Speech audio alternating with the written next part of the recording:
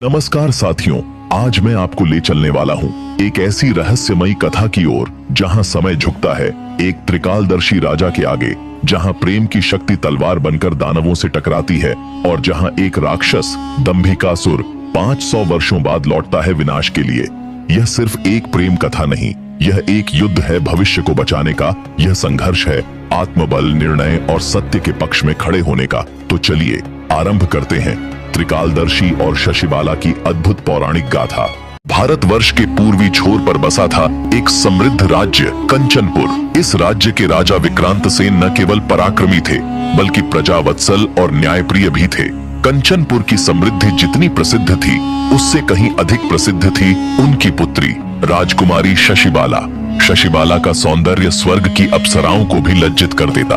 उसके कोमल अंगों में चंद्रमा की शीतलता, उसकी आंखों में गंगा सी निर्मलता और उसके वाणी में वीणा की मधुरता थी। जैसे ही वह यौवन की दहलीज पर कदम रखी, दूर दूर के राज्यों में उसकी सुंदरता की चर्चा होने लगी। उसके सौंदर्य, कुलीनता और गुणों के कारण मालव, अवंतिका, विजयनगर और यहाँ तक कि गंधार तक से भी राजकुमारों के विवाह प्रस्ताव आने लगे।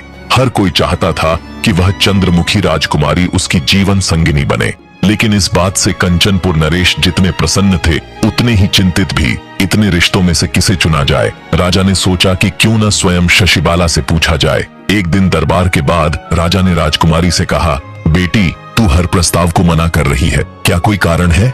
शशिबाला मुस्कुराई, पर उसकी आंखों में गंभीरता थी। पिताश्री, उन सब में कोई ऐसा नहीं जिसमें मैं विशेषता देख पाऊं। सौंदर्य, वैभव और वीरता तो कईयों में है, पर मेरे हृदय को कोई भी छू नहीं पाया। राजा ने कुछ सोचा और फिर बोले, तो क्यों न तुम अब प्रत्येक राजकुमार की परीक्षा लो। जैसे तुम्हारे लिए उपयुक्त साथी खोजना कठिन है, वैसे ही शायद उसे परखना भी आवश्यक है। शशिबाला ने सहमति में सिर हिलाया। आप ठीक कहते हैं पिताश्री, अब से मैं हर राजकुमार की परीक्षा स्वयं लूंगी। कुछ ही सप्ताहों के भीतर कंचनपुर के महल में एक विशेष संदेशवाहक पहुंचा। वह दूर दराज के महोत्कट राज्य से आया था, जहां के राजकुमार विभासेन ने विवाह का प्रस्ताव भेजा था। सुनते ही कंचनपुर में हलचल मच गई। विभासेन के बारे में कहा जाता था कि वह वनों में वर्षों तक तप कर चुका है और उसे एक सिद्ध योगी ने त्रिकालदर्शिता का वरदान दिया है, यानी वह भूत, भविष्य और वर्तमान को एक साथ देख सकता है। नरेश को लगा कि यह प्रस्ताव कुछ अलग है।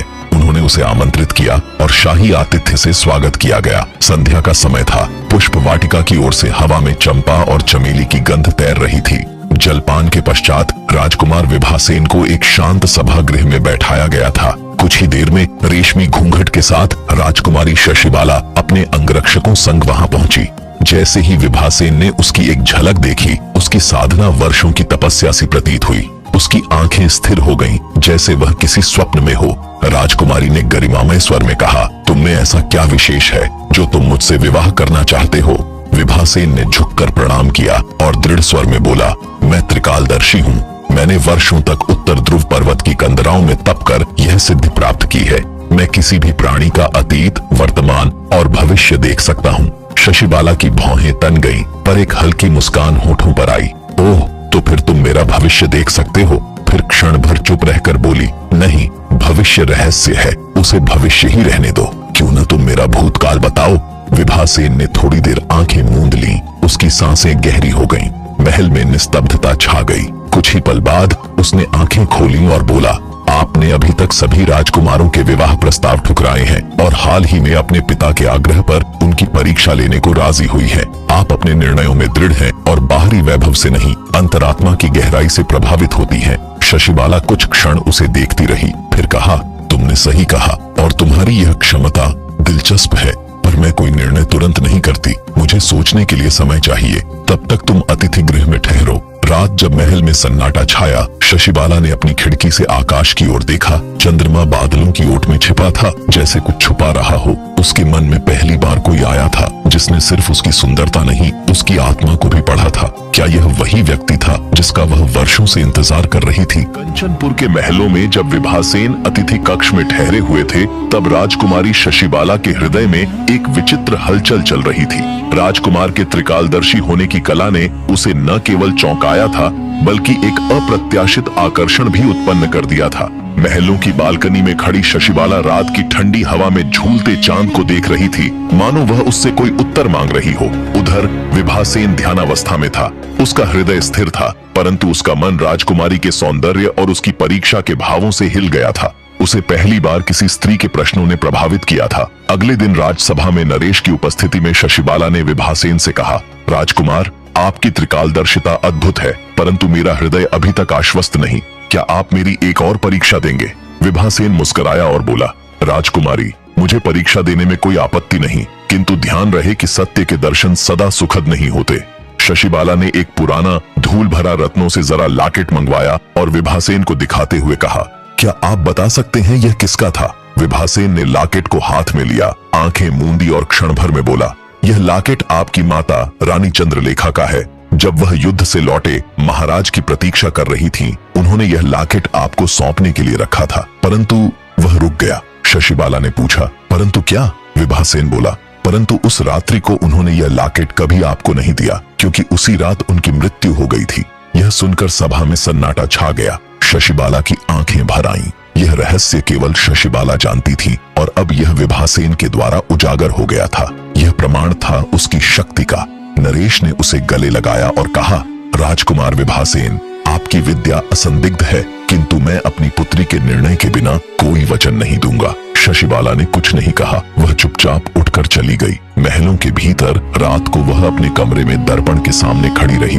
उसे विभासेन में कुछ ऐसा दिख रहा था जो अब तक किसी अन्य राजकुमार में नहीं दिखा।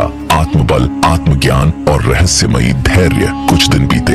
विभासेन अतिथि गृह में ध्यान साधना में लीन था। उसके शांत व्यक्तित्व और जीवन शैली ने पूरे कंचनपुर में चर्चा का विषय बना दिया था।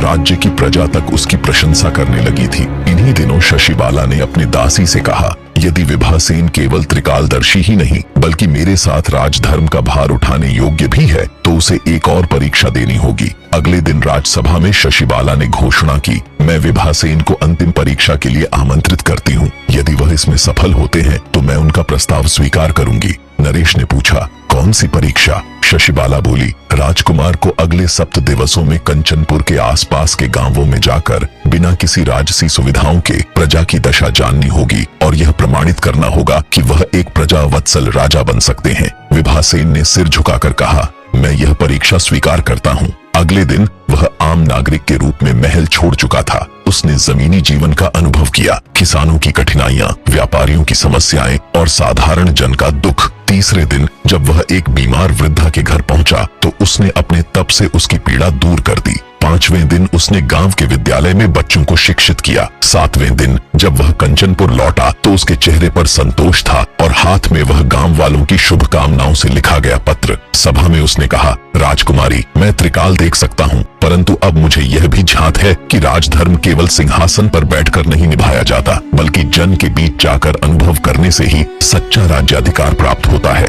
राजकुमारी उसकी बातों से अभिभूत हुई। उसने खड़े होकर कहा, राजकुमार विभासेन, आपने मेरी हर परीक्षा को न केवल पास किया बल्कि मेरे हृदय को भी जीत लिया। मैं आपके प्रस्ताव को स्वीकार करती हूँ। सभा तालियों से गूंज उठी। नरेश ने दोनों का राज तिलक निश्चित किया और उस दिन कंचनपुर में केवल एक त्रिकालदर्शी नहीं, एक भावी युग दृष्टा राजा की घोषणा हुई।